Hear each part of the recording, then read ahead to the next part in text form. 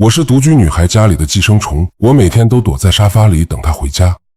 白天我是天桥下的流浪汉，夜晚我是独居女孩家里的寄生虫，我掏空了她家的沙发，藏了进去。女主人每天回家后是我最幸福的时候。对于丑陋的我来说，女性是神圣的，在外面我从不敢直视她们。如今却有一个少女能够毫无顾虑地与我同坐一张沙发，将她全身重量托付给我，而我还能隔着薄薄的皮革拥抱她。日子久了，我甚至能感受到她像少女回应情郎的拥抱般，带着一股柔情蜜意窝进沙发。生活实在太美好了，即便白天依旧在捡易拉罐和废铁，我也很满足。说起来，寄生在沙发的主意还是我捡来的小说里学来的。这天，我期待的夜晚再次到来。没过多久，女神回来了，可同时还有男人的声音。我的肺都快气炸了。在我眼中，不可亵渎的女神此刻正在别的男人怀抱里。这个男人就是我眼里的小三，女神肯定被他骗了，肯定是的。之后连续好几天，女神都带这个男人回家，完全不把我这个正牌放在眼里。我的杀心不可抑制地涌上心头。我白天也不出去当流浪汉了，我拿着准备好的铁链躲在床底，就这样等了好几天。终于他还是来了。男人走进了房间，随处走走看看，最终走向了卫生间。我从床底爬出来，悄悄地跟在后面。就在靠近的瞬间，用铁链子狠狠地套在了他的脖子之上。就这样，男人被我活活勒死。我很兴奋，本打算分尸，然后带走处理，可惜女神就快要回来了，只能先把尸体藏起来。我把尸体藏在了沙发里，然后我坐在了他的身上。虽然冰冷的感觉让我很不舒服，但想到熬过今晚，明天就可以将其处理，也就劝自己多多忍耐。女神回来了，今天是她一个人，我特别开心，因为从今往后没有人和我争抢她的归属了。她一如既往地坐在沙发上，我再次享受久违的触感，脑袋里幻想着女神的一切，身体上感受着女神的温度，我实在太幸福了。然而让我意外的是，女神第二天并没有出门，我只能躲在沙发里不敢出来。恶心的是，我感觉尸体已经发出微微的臭味，在这空气本就不流畅的空间里变得越发的难闻。第二天，女神还是在家，我不仅身体僵硬，肚子饥饿，还闻着臭得不行的尸体，没有办法，只能硬着头皮继续忍耐。第三天，女神不知为何又没出门。这时候，尸体出现巨人观，全身从僵硬变得软黏软黏的，说不出的恶心。最恐怖的是，一个男人来了，听到他的声音，我瞬间惊恐万分，是前段时间女神带回家的那个男人。那么我坐着的尸体，他又是谁？尸体的恶臭每时每刻都钻进我的鼻子里，我再也忍受不住了。趁着深夜他们睡着，我用尽最后的力气爬出了沙发。呵呵，这么臭能撑这么久，说实话，我还是蛮佩服你的。我叫许静，是一名普通的公司职员，来自于农村，幻想过富二代看上我，然后山鸡变凤凰。我背着男朋友去和一些有钱男人约会，但是无一例外，他们都是玩玩而已，让我很失望。于是我把目标转向了有家室的老板。这天，老板娘来公司和老板大吵一架，老板心情不好，直接住在了公司。我知道我的机会来了，我去送水，去嘘寒问暖，抚慰着老板郁闷的心情。我表现得非常明显，让他看出我就是一位想要向上兼容的女孩子。他问了我的情况，我如实回答，告知他家庭的窘迫。他当时就拿出几千块给了我，就像对我关怀备至的大哥哥般。老板让我坐进了他的豪车，我装成紧张新奇的土鸡，摸摸这摸摸那，一脸羡慕。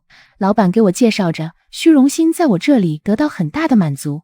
你看吧，搞定男人就这么简单。一段时间后，我们在一起，水到渠成。他带我去住最好的酒店，感受我的青春活力。这段日子，我见识了有钱人的世界后，对未来愈发期待。我要开启最后的行动啦！我让老板离婚，然后和我结婚。我做的一切就是为了这一刻。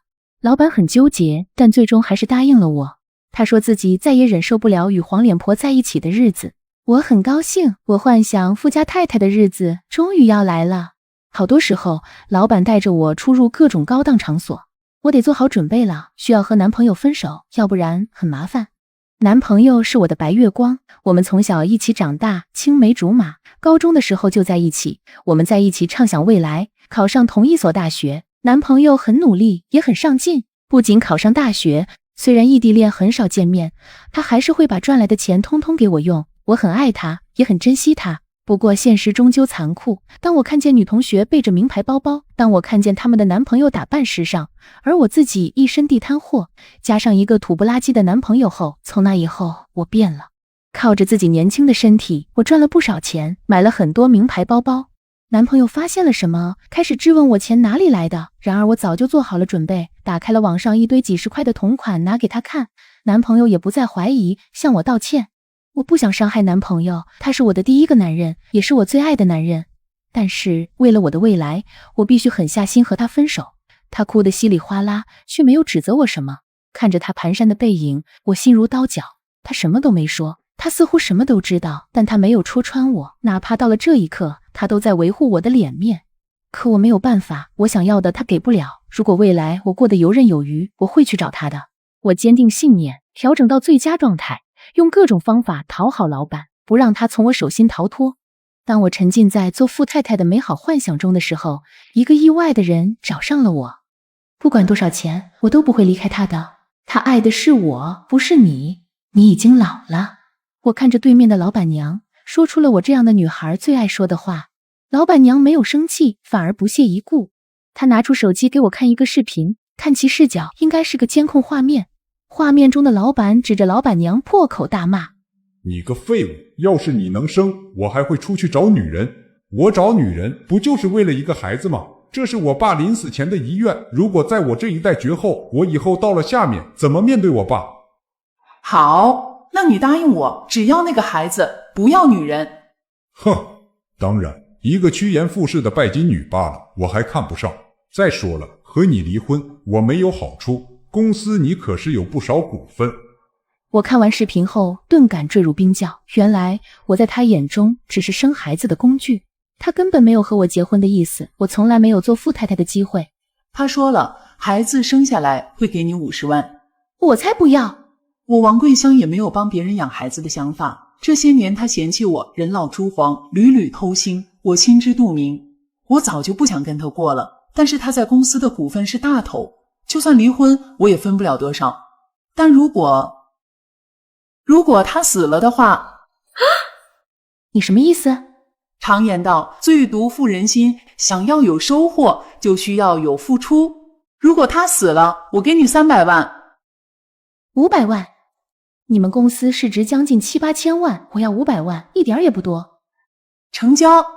谈妥之后，我就想到一个人，一个觊觎我的流浪汉。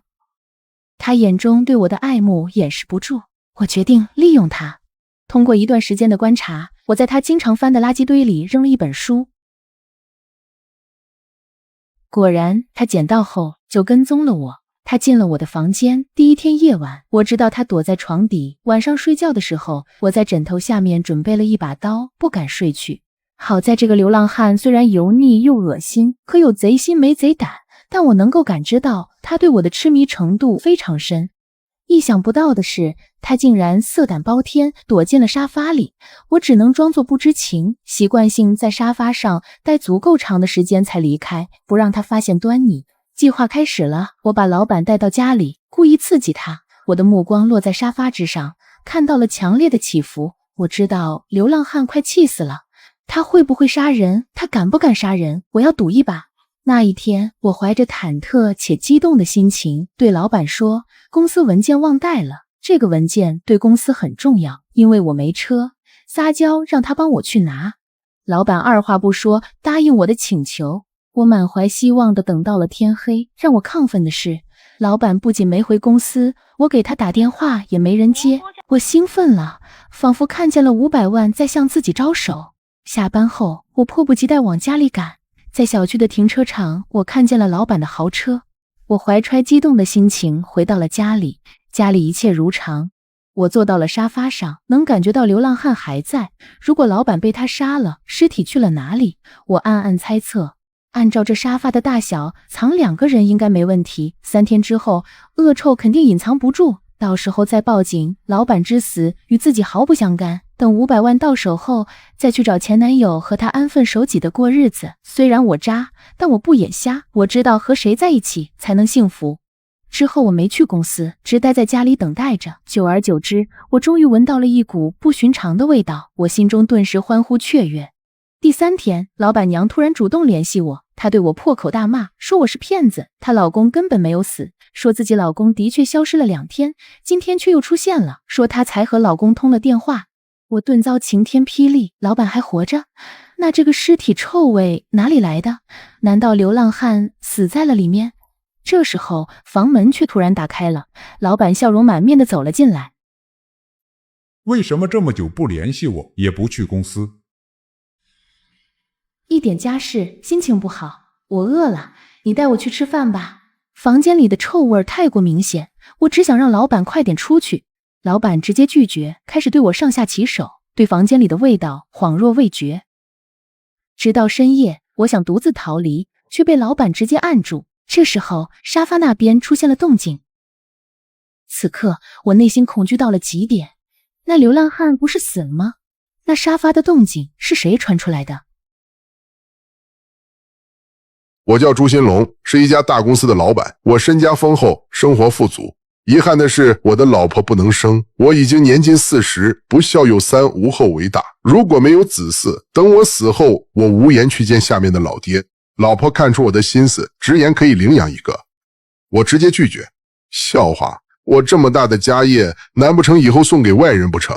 我开始了我的计划，专门找女人，有钱能使鬼推磨，期待能有人能够怀上我的种，到时候直接花钱让她生。老婆王桂香也不是省油的灯，她拿着找私家侦探偷拍的照片，跟我一哭二闹三上吊，弄得我差点崩溃。为了避免被她再次发现，我花钱买了一个软件，寻找机会植入她的手机之中。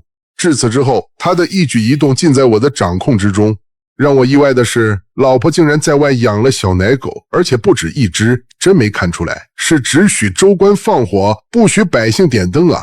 我监控着一切，却不揭穿他，而是紧锣密鼓地找寻目标。我的秘书夏芳芳进入了我的视野，相貌平平，好在脾气好，性格好。根据我的阅历，这就是居家过日子的最好人选。我选择直接在办公室里向他表白，夏芳芳直接拒绝了我，认为我在耍他。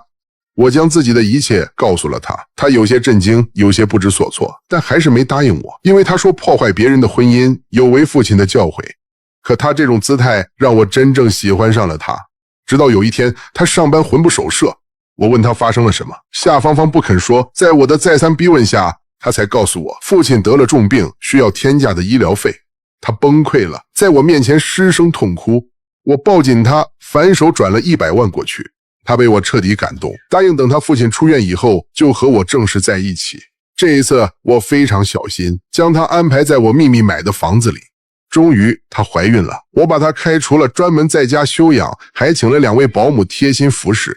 直到现在，我的儿子已经6个月大了。我的下一步计划就是离婚，而且要王桂香净身出户，因为我一想到平白无故让这女人分走家产，我就替儿子心痛。只要离了婚，我就会光明正大接回夏芳芳母子。机会很快就来了。某一天，我发现王桂香对她最喜爱的小奶狗说自己想离婚了。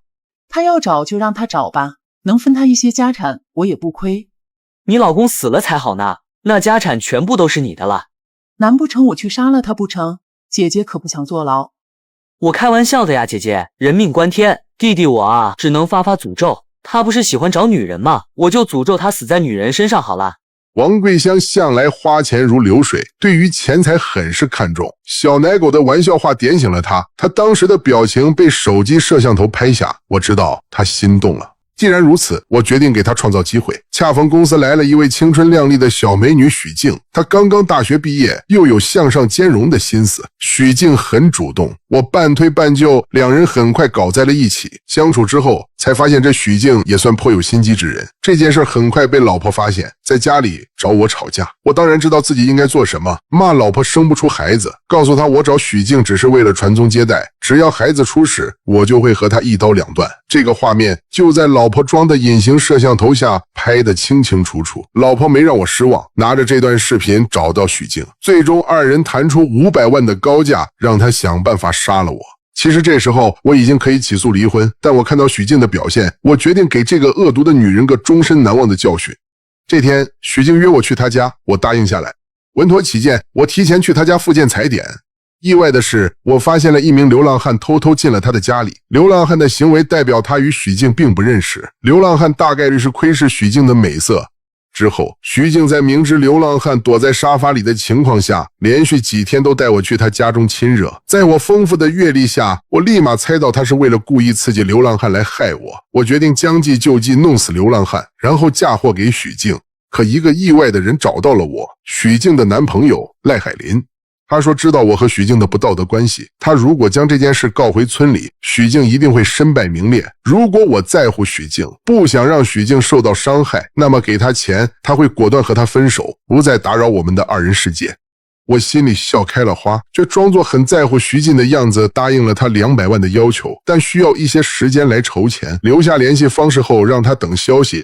我把车停在徐静租住小区的地下室，然后联系赖海林，让他去出租屋。当许静让我白天独自去她家拿文件的时候，我明白这个女人想让我去送死。我躲在暗处观察，直到许静回家，赖海林都没再出来过。我明白赖海林已经死了。报复女人的目的我已达到，其实到这时候我可以全身而退了，但是老婆那边想要杀我的证据还不够多。一连3天，徐静都没出门，我也都没去公司。直到第3天，我给老婆打去了电话，随意聊了些家常，为时把她吓得不轻。老婆果然给许静打去电话，质问对方根本没杀了我。至此，二人想要杀我的证据链条彻底完美，被我通通保存下来。而现在我要进入出租屋，今夜将是我最后的放肆。许静虽然心思恶毒，但她是最懂男人的。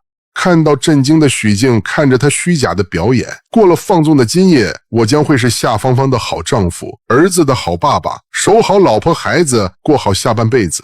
深夜，沙发里的流浪汉再也按捺不住，我嗤笑一声，将他一把拽了出来。早就饿晕的流浪汉哪里有力气反抗？和他一起被带出来的还有一具腐臭发烂的尸体。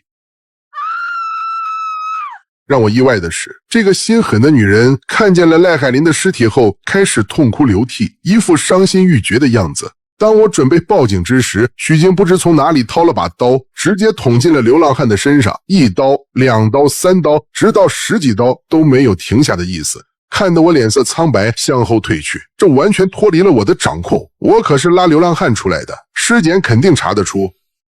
突然，许静抬头看向了我。他责问我前男友为什么会在这里，猜到我肯定做了什么。我瞬间恐惧胆寒，解释自己什么都不知道，可说什么都显得苍白无力。我算到了一切，却唯独没算到许静对赖海林的感情是真的。他持刀向我逼近，我知道他不会放过我，决定拼死一搏。在付出惨痛的代价后，我狼狈逃出了出租屋。我到医院治疗，保住了性命，但被捅的那几刀处处直通要害，弄了个终身残疾。警方调查了一切，我除了隐瞒通知赖海林去许静家取钱的信息，其他通通老实交代。老婆王桂香被抓了，至于被抓的许静，告诉警方赖海林之死与我有关，口口声声说我肯定知道一切，可惜他没有任何证据。我最终被无罪释放，我只是道德问题，并不涉及犯罪。在整个案件中，我才是那个受害者。我把夏芳芳母子和她的父亲全部接到家里，我和夏芳芳领证了，又因为身体原因将公司卖了7000万，准备安度余生。我把你从垃圾堆里捡来，养了20几年。说实话，你这张脸就算路边的流浪汉都不一定看得上，却没想到有这般福气。孩子以后找个机会改名跟你姓吧。好的，爸爸。